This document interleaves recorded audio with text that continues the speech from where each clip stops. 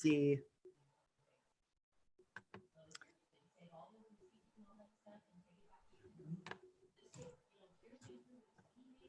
We are setting up the live. All right. Well, this is kind of cool. Hello, everybody. This is the first time we are going live. I'm with Vaughn Sigmon. He's my business coach. This is our first time. We're on a platform called Restream. We are live on Twitter, our other Twitter account, and both of our Facebook. So, Vaughn, welcome. Thank you, Trevor. It's good to be here, especially for your first time. I know this is kind of cool. We've been wanting to go live more, and I mean, so here we go. And I love things that are live because we can't go back, right? Yeah, so we just keep on going. And I'm a little torn, Trevor. Should I be smiling and acting happy, or should I act like doom and gloom and the world's about to dump in on us? I'm not sure where I'm supposed to be coming across. I think that's something I want to talk about today because that's a great lead in. That I actually, and I'm sure you do, because I am a part of a weekly meetup with, you and your team and your clients about the whole loan program, the COVID-19. I mean, the one thing that I wish that I want to tell people to begin it off on, it's like, we will get through this. Like, that's the thing that, yes, it's scary. We are vulnerable. You're vulnerable. Like we all are, but we will get through this. And I think we'll come out stronger because we've worked on ourselves and like on our business. So what would be some advice for like a business owner or someone that, man, just got laid off or something? Like, what would you tell them about how to think right now? So let me talk about the business owner first, because those are the ones that I spend the most time with. And there's several things that business owners have to realize right away. And in that your leadership and the impact of your leadership right now has never been more important. And understanding, in fact, I just just went through a webinar from a neuroscientist talking about how humans' brains deal with situations like we're in right now. And I didn't realize it, but the human brain deals with this kind of emergency, this disruption to their lives, this pain that we're going through, the same way as if they were getting hit by a car. It goes to the same, that pain goes to the same point in the brain as emotionally as it does if we're physically hurt in some way. So we have this threat, we have this pain, and business leaders need to understand people are looking to them to lead their way through it. And if they're panicking and they're making rash decisions and they're not have a steady hand on the helm of the company, well, listen, they're already panicking. You're going to make them panic more. And I've had this conversation, and one of the reasons why I was interested in watching this webinar is I wasn't fully prepared. I kind of knew, but I wasn't fully prepared to explain why this phenomenon keeps coming up. And I don't know whether you've seen it with your team or not, but people right now are in such a high level of threat because their world's been turned on its ear, and this pain's going on in their brain. It's like a hurricane's coming at them and it's at their door. And they're coming to work, whether it's virtual or physical work, depending on what business you're in. But it's like they're coming to work sick. And the conversation I've had, in fact, I had it just yesterday with a business owner, is, man, business is down 50%. I've kept everybody employed. It's slow, and we're making more mistakes than we've ever made.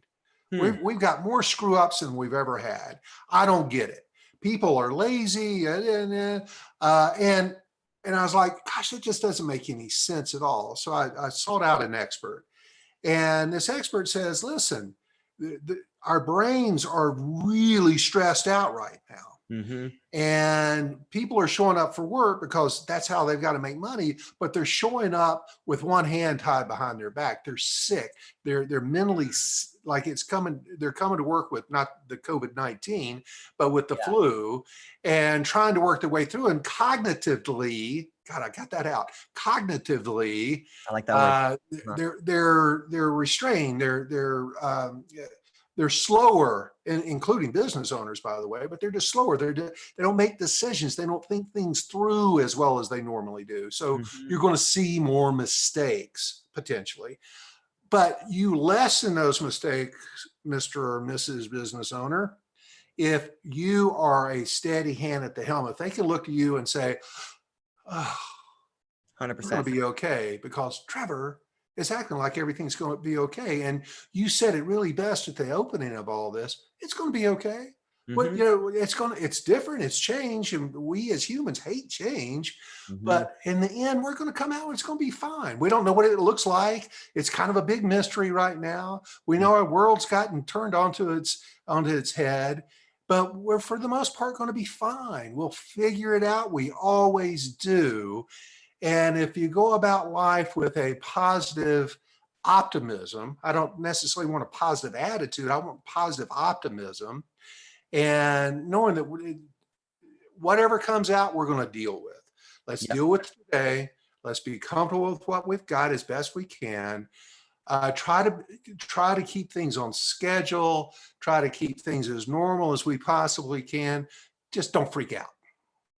Yeah, and that's something that because I've been hit up, a bit from other owners, entrepreneurs, people that, they're worried about their job. It's like worry. The one thing that I'm trying to do with me and my team is let's worry about today. Let's worry about now. We can't control when the government will lift this. We can't control if people want to defer payments or not sign. But like, what can you do as an owner, as a team? So something that I'm actually really learning during this time is we were behind on a lot of our big ideas, like our Google AdWords, our website, our brochures. We finally made a webinar. I've been wanting to do it for 3 years, literally. And because this happened, our team now has time to work on that. We are creating employee spotlight films where we're not trying to sell our videos. We're trying to sell us. Like, hey, I'm human. I love what I do. So use this time to work on stuff you wouldn't have had time to work on. Yeah, listen, you're an expert at telling stories. It's a great time for you to be buffing up on your story, right? And this really is when things slow down, Trevor, you're seizing the moment, you're seizing the opportunity to take advantage of the downtime, which many smart operators do. Is if we're going to be here, let's get caught up on some things. So listen, there's a lot of operators out there, and I think this might be a segue that you'll want to take advantage of. But there's a lot of operators out there that do not have the luxury of cash flow right now in order to continue operating. So they've made some very quick, very hard decisions to lay off some folks. And to cut payroll and cut expenses. And they had to do it immediately because they just did not have a steady flow of membership income or residual income or accounts receivable to keep them floating for a while. And, I had a meeting with a group this morning that, listen, we stop paying rent. Just stop. You need to keep cash in the bank. It's going to take them a year to evict you anyway. Will they be mad at you? Yes, but you're going to be here in 60 or 90 days. Yeah. And they'll be glad you are. Work with me here, right? And make some decisions about, and this isn't advice, but I know a lot of people have said, you know what? I've been hanging on to some extra people for a while. It's time to make that decision to maybe wean myself out, right? And forgive me for saying this, rid myself of some deadwood. Now, I hate to say that, I really do, but it's these times present opportunities that, hey, it's like Kevin O'Leary says, money has no heart. And we got to think with our heads, and we got to think about what's best for the future. And we got to think about how we get through this in as good a shape financially as we possibly can. So we've got some options that we can work with. When you don't have these options, you don't have cash in the bank, it tends to make business owners make some very bad decisions. And so, I would imagine you will go to well, Vaughn, what money is available through the PPP? That's what I wanted to actually talk about as well, because whether I get some questions, and to be honest, I'm still learning, right? We're all learning what this is. Even the government changes the paperwork every single hour, right? Yeah, every So day. Yeah. shout out to Vaughn and what he's doing with his team, because they are really helping business owners just understand how to navigate this. So Vaughn, so like we applied, to be fully honest, like a lot of our clients and people do, everybody's doing it. We applied for the PPP loan, right? So the government is shutting down private business. So they're saying, hey, let me help you out, right? To keep your people employed, right? So what is someone's first step? Like, where do they even start with that if they didn't know that existed? Yeah, your business bank is the best place to start. Hmm. And almost every bank is participating to some level on this. If they're not, uh, go to the SBA website, and they've got a list of every bank in every state and every city in the country that participates in the SBA program, Small Business Administration programs for loans, and get your application through there. So all the major banks, certainly some of the local or the business banks are all participating in this. They want to get that money into as many business owners' hands as they possibly can, because you think about the outcome of all this. We've gone from almost full employment to 10% unemployment in 2 weeks. 10% of the American population is without jobs today. And the government is trying to, and that could be very punitive in not too many weeks if we don't start getting some folks back onto the payrolls and employed and busy again. And Mhm. so they put out the $365 billion. Well, listen, in the first week, that's already gotten taken up. So today, I think they're agreeing Yeah. to another 250 billion to put into that. I guarantee, I think they're looking at another $1 trillion. So it'd be a total package of $3 trillion for, including the first one. But it's your money. Yeah. It's go get it. So go to your bank. I bank with BOA. I think you do the same thing. Yep. And right on their page is, hey, come get it. Here's your application. So take advantage of that. And the beauty of it Yeah. is if you get approved and you get the money, and it's 2.5 times your payroll, your monthly payroll, Mhm. they'll loan you that money. You can use that money to keep your folks employed. It's got to be for payroll. You can use it for your rent. You can use it for overhead, Rent a payroll, utilities, yeah. that sort of thing. Mhm. You can't just put it in your pocket. But and they're going to come back and audit you in a few months and say, hey, as long as you kept 90% of your payroll intact, and that includes you as a independent contractor Yep. or a sole proprietor, as long as you're 90% there in a few months, that loan goes away. And the thing is, it should be simple, right? But nothing's ever simple, right? So what I found out, at least with B of A, I went into and we're Facebook Live right now. So we're going to turn off my light because it is killing my eyes. We're Facebook Live. We're going to run with it.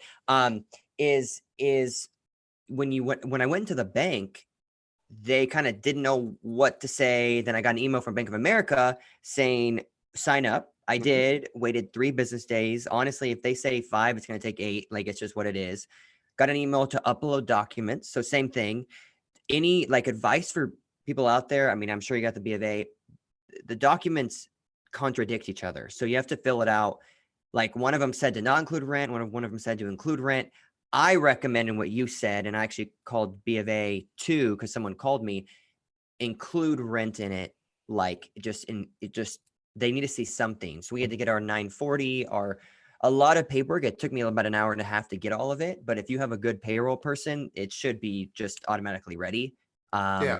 So Just get your quarterly payroll reports, your 940 somethings, I think they are. yeah, 940, 941, and Yeah. yeah, And shoot those over. That's all they need. And you should be keeping those on file anyway. But who does? yeah, But unless you're an accountant. But shoot those over too. It's a really simple process. We applied for it too. yeah, Why not? yeah. and it's just cash. And we'd like to be able to keep our business going at full throttle, just Yeah. like anybody watching this would. Yeah, and it's one of those things like we're during this time, whether you work for yourself, whether you're a small team, whether you're a big team, like to kind of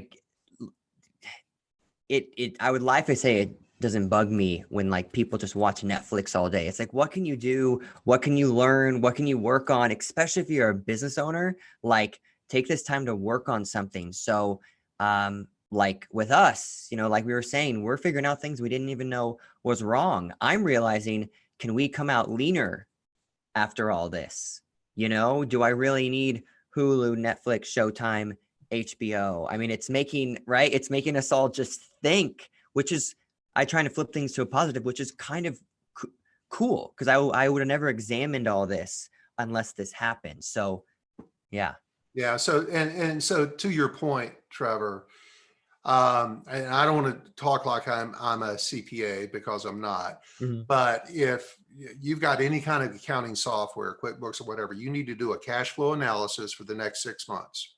And you need to understand where, if you've got some receivables and you got some jobs that are still working, you still got some flow of income, you need to understand where you're going to be over the next 6 months. And Mhm. then anything you don't have to pay, anything that's not a roof over your head, or keep the lights on, or an internet connection, get rid of it. Mhm. Cancel it. It'll be there when you've got the money to come back to it. And I've even advised some of my clients to stop paying rent. Just call your landlord and say, "Hey, I'll pay you later. I'm just not Yeah. paying you now. I've got to keep cash in the bank." And you know what? Some landlords, and I think most landlords, will understand that. You've been a Mhm. good tenant. You've paid your rent on time. And listen, it'd take them a year to evict you anyway. Let's just be realistic about it. But keep that cash. Hang on to cash. Mhm. Don't let your pride pay more bills than you have to in this situation that we're in right now. Get leaned up. And to your point, Trevor, the back in my corporate life during the 2008 recession, our business dropped off 50% like that. And, we made the necessary reductions in waste, but we invested our time while it was slow, just like you're doing. So you're Mhm. really smart and looking for ways we can just get better. And Yeah. in the end, 2008 to date in that company's history was the most profitable year in their history, because we found $50 here and $500 there and $1,000 here and $10 there. And you start adding all this up, and it's significant money. And when we came out of the recession, or started moving out of the recession, it took a while. We were leaner, we were smarter, we were better operators, we were better business people Love because that. we'd gone through it. That's the optimism. We're all going to be better because of this. Yeah, and that's the and I love that. I'm a very optimistic person. You could tell me the worst news, I'd say, "Cool, how did I learn from it? What can we change?" Like I know a lot of people aren't like that, but it's like my number one job as the business owner is honestly to keep my team working, keep them paid. So, we stopped a lot of subscriptions, same thing with the rent. It's like, how do you keep your loyal people that you need to keep the engine running? That's the key, that you need to keep the engine running. That's the unfortunate truth, right? And so all of this is like, we will come out better, leaner, and honestly more smart than we were because this happened. So I always try and flip everything. Like, it sucks, we lost out on some deals just like everybody in the economy did. Everybody, unless like you're Slack or somebody that benefited from, which that's not a bad thing. We Yeah. need Slack, we need Zoom, right? But most people lost out on a lot of deals, right? So, Vaughn, to kind of wrap on this, what is one final piece of advice if somebody's listening that's like, if they're a business owner, because I think that's where where you help people the most out, what would you really tell them to kind of get through this? Yeah, so take advantage of the opportunities you have right now financially through the CARES Act and the PPP program. Do something. Don't sit on the sidelines. Get with your bank. Get with a bank. Do something. Go get in line for this money, Yeah. Take care of your people, keep people employed, and understand you're going to be back in business. I don't know whether it's going to be a month or 2 months or what the day is, but do you really want to restart from scratch with employees all over again? Probably not. It's a good way of So looking at that. hang on to them, hang on to Yeah. them, and think a little bit about today. You got to deal with today, but always with a steady eye on tomorrow. And actually, one final question, because I have a lot of friends that are contractors and sole proprietorships, and I didn't know the answer to it because we're an LLC. Does the PPP loan apply to sole proprietorships and So contractors? absolutely. Sole proprietorships, subcontractors, even for employers, if you employ subcontractors, it applies. That becomes part of your payroll calculation. Hmm. There's just no lose to this other than if you don't go apply for it. Yeah. Awesome. Well, to sum it up, if you, Vaughn, do you want to kind of give us your contact info if people want to reach out for some questions? Sure, absolutely. It's my name's Vaughn Sigmon. They can contact me at my first name, Vaughn. That's VAUGHN at RDL Training, and then my Southernese is coming out, rdltraining.com. Or look me up on LinkedIn. I'm the only Vaughn Sigmon in the world, so that's spelled Sigmon. Reach out to me if you've got any kind of question. I'm not charging for these conversations. I just love to be able to talk to you. If you'd like to call me, email me, set up a phone call, love to be able to do it. They can call me at 714-421-6498. Love that. And people listening, of course, Trevor, we're with Corporate Filming, Franchise Filming, 888-389-FILM. That's 3456. So yeah, Vaughn, thanks for being a part of this, and we will get through this, right? Yes, we will. Absolutely. Better than ever. Love it. All right. Let me stop.